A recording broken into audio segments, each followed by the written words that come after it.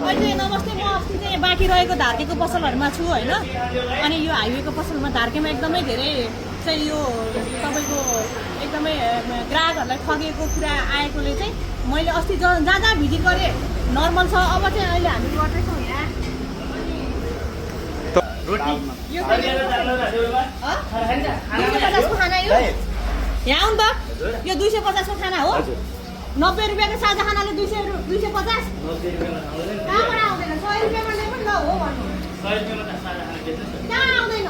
250 मा त मासु भात आउँछ। ल हेर्नु यहाँ के छ तपाईँको यहाँ भन्नु त। त्यो मैले बुझेँ छ रहेछ, सबै कुरा रहेछ मैले बुझेँ होइन। तर यो खाना गाउँको भयो हेर्नु। 100 रुपियाँको खानाले तपाईँको 120 रुपियाँ पनि होइन। 250 मासु भात आउँछ। ऊ यसलाई चाहिँ 250 भन्नु मिल्छ। यो खानालाई चाहिँ यो खानालाई 250 भन्नु मिल्छ। यो